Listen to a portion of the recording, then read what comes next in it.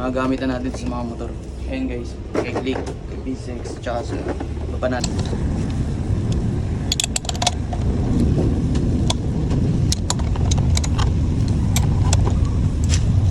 Mabili na ito guys siya. Uy, iba na yung kulay ng kanya. Giveaway. First change oil para tanipik.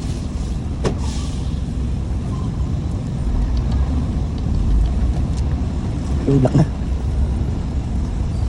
Ayan, papatuloy nyo lang muna siya guys. Tapos, pagtulog nyo, ilalagay naman natin dito yung itong RC919.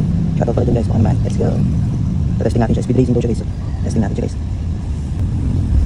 Then, nantayin nyo muna guys na maubos siya. Para walang piyas. Tapos natin yung bago natin maubos guys. Tapos guys, tatagilid nyo siya para maubos talaga. Para sure na walang piyas.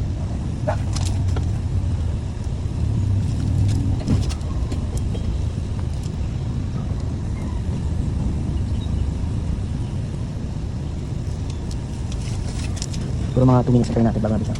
Iyan, palitan. Tapos guys, pupunasin. So nakalimutan yung washer niya. Kaya malinis na balik. Lagyan mo muna ng pakalay.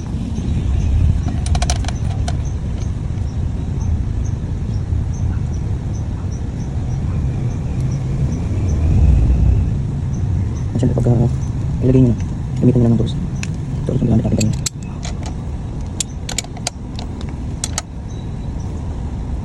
Yung tamang ipit lang. Baka ano eh. Yan. So punasin nyo. Tapos tanggalin na natin ito.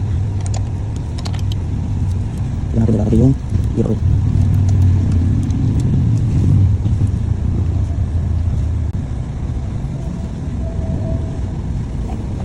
Ito pala yung langis natin guys, RC919. RC919.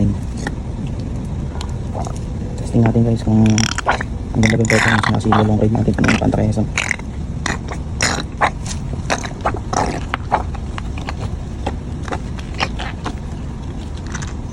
Simot, pati pang tubos.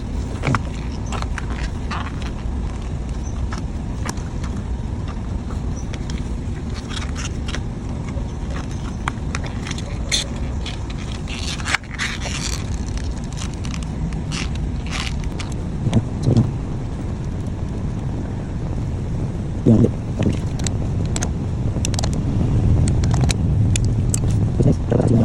Diba nalagay na natin yung gear oil. Start natin siya para umikot yung gear oil.